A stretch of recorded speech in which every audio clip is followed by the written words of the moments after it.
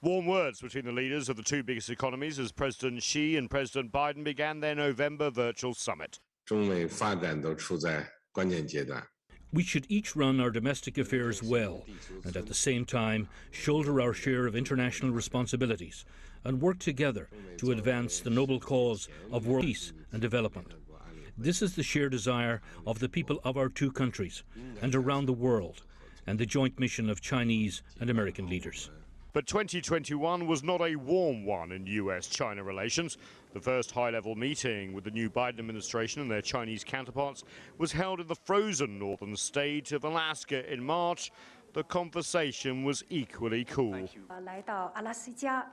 Beijing was frustrated that the Biden administration essentially continued the confrontational policies of the Trump administration on trade, tariffs, sanctions over human rights, and excluding Chinese technologies. There was also problems with the deeper engagement with Taiwan by the US, and unlike the Trump administration, putting pressure on allies in Asia and Europe to join what Beijing views as the containment of China's rise.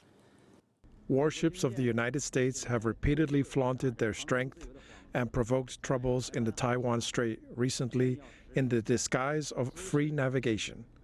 This is not a promise of freedom and openness, but a deliberate interference and destruction of regional peace and stability. This is clear and obvious to the international community. 2021 also saw the first leaders' summit of the so-called Quad of Australia, India, Japan and the US, with a focus on moving supply chains of essential technologies like semiconductors and electric battery-powered tech away from China.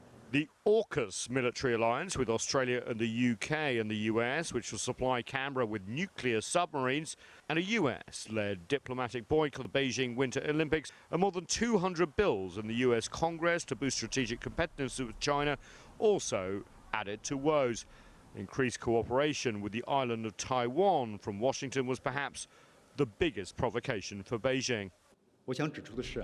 If the U.S. really wants to play a constructive role in the peaceful development of the Asia-Pacific region, as it claims, it should truly respect the ASEAN-centered regional cooperation architecture instead of drawing ideological lines, forming cliques, or provoking confrontation.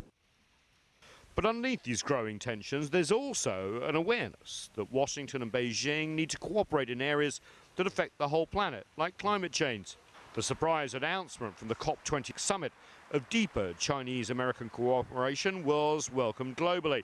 And following the Xi-Biden summit, smaller initiatives from military communications to granting more visas to journalists helped to improve slightly the political climate. The release of Huawei executive Meng Wanzhou also eased tensions. Coordinated actions to increase global oil supplies, supply chains and tackling global inflation showed what the two powers can do when they cooperate. And stability in Afghanistan, on the Korean Peninsula and with Iran are also areas where Beijing and Washington are cooperating out of mutual self-interest. Washington continues to frame relations as strategic competition. Beijing sees it more like strategic confrontation. But continued COVID problems in the US and supply chain bottlenecks, coupled with rising inflation, could lead to reductions in tariffs on hundreds of billions of dollars worth of Chinese imports in 2022.